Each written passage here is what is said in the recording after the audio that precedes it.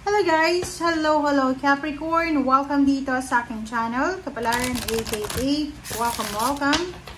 Alamin natin kung anong messages, vibration, gabay, energy para sa inyong lahat. This is general reading. Pwede kang makaresonate. Gamitin mo ang iyong intuition sa panonood. Okay, first two cards natin, Capricorn, is Swan and Bear. You are the light, graceful transformation. Okay. So, dito muna tayo sa Swan. Swan is graceful transformation. So, sinasabi ng bara sa atin na if ever may mga magbabago or nagbabago sa buhay natin. Kasi everyday may mga nagbabago talaga eh. 'Di ba?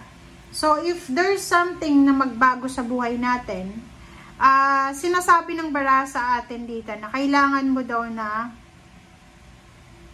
kailangan daw natin na palambutin ang ating puso and hanapin natin yung flow. Ibig sabihin, kung ano man daw ito na magbabago sa buhay natin, kung ano man na darating sa buhay natin, kailangan natin tanggapin ito freely.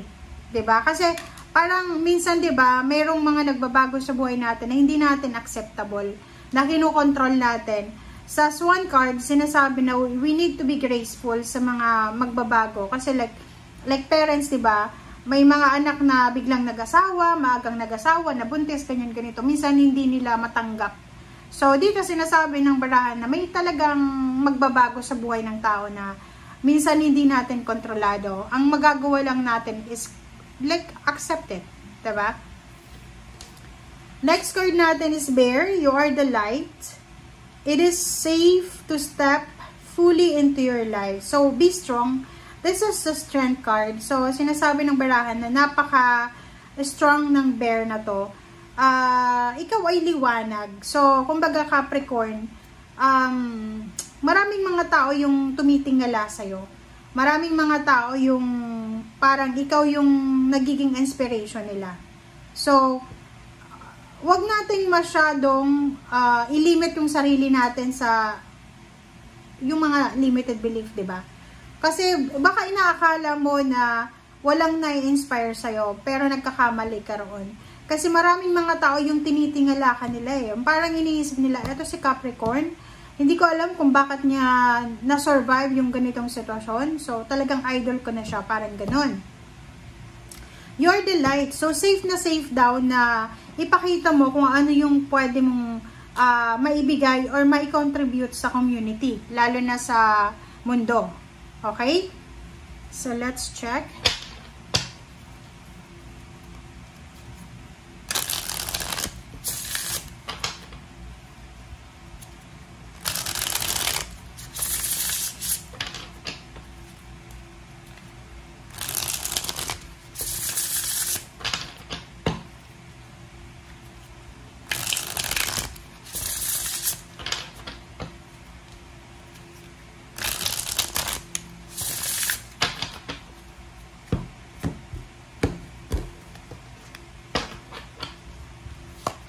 Okay, 7 of coins, King of swords, wow, 7 of wands, 8 of swords, 4 of cups, and sa ilalim mo dito is 2 of cups, the Hierophant, and 10 of cups. Okay. So, 7 of coins, King of swords. Sinasabi ng bara sa'yo dito na may paparating sa'yo eh. 'Di ba? Sorry. Yung King of swords, this is a direction. This is parang ano siya. Maybe there's a line. Parang ganon. Parang linya siya. Linya. Isang parang ano siya, direksyon na itinuturo sa'yo ng universe. Ang direksyon na to na tinuturo sa'yo, ay siya yung makakatulong sa'yo para makaalis ka sa kung ano man na stagnation. Ano ba yan? Trabaho? Like, for example, you're married. Okay? You're married and Capricorn, yung asawa mo, yun yung may trabaho. Pero ikaw, wala kang trabaho. So, naghihintay ka lang kung magkano yung ibibigay sa'yo, ganyan, ganito. Ang nakikita ko sir dito, isang desisyon ang kailangan mong gawin. Kailangan mong maghanap ng trabaho, 7 of Coins eh. Hindi ka dapat makontento sa paghihintay lang. Hindi ka dapat makontento na bigay-bigay lang. Make sure na mayroon kang mahawakan na salapi. To protect yourself, okay? To protect your relationship, to protect your family, and para makaalis ka sa stagnation. Kasi ganun eh, babae ka man or lalaki, pag wala kang sariling kita, hindi ka proud sa sarili mo eh. 'Di ba? Yung parang meron kang guilt feelings eh. Pero kung alam mo na may kinikita ka, magiging strong yung personalidad mo, yung mindset mo. Kasi alam mo na kaya mo kahit mag-isa ka lang. Okay? So, 2 of Cups, the Hierophant, 10 of Cups. So, nakikita ko sir dito, you're lucky. Swerting-swerte ka. Yung mga Capricorn, sobrang swerte kayo. It's either from your parents or siblings or relationship. Nakikita ko na you are lucky kasi you are married or you're in a relationship sa isang tao na talagang susuportahan ka.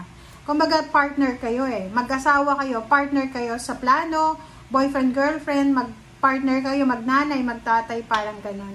So, nakikita ko sir dito na ngayong October, sobra-sobrang magiging masaya, kontento, sobra-sobra kayong magiging stable. Okay? Sabihin na natin na stable.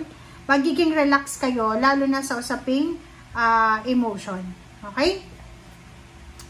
Alright, so let's check.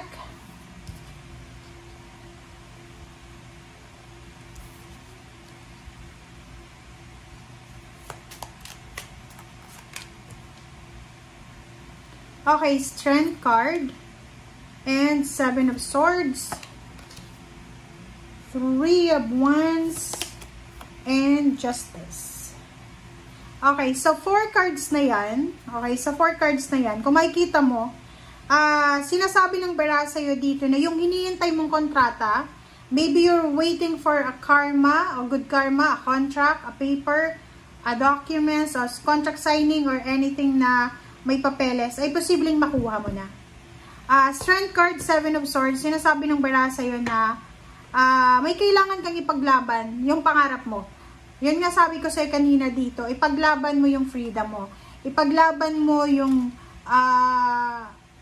pagiging ikaw. 'Di ba? Kasi parang nakikita natin dito sa mga barahang to na may iba sa inyo dyan, Capricorn, na kontento na lang kayo na nasa likod kayo. Which is, ang sinasabi ng baraha mo dito, no, you have your own karma eh. You have your own good karma. Kumbaga, hindi dapat ikaw, kahit you're married, kahit you're in a relationship, hindi ka dapat nakokontento na, like, isa lang yung kumikita. Or sa mag-asawa, isa lang yung nag-workout sa relationship. Dapat pareho kayo. Okay? So, thank you guys for watching and see you again. Bye!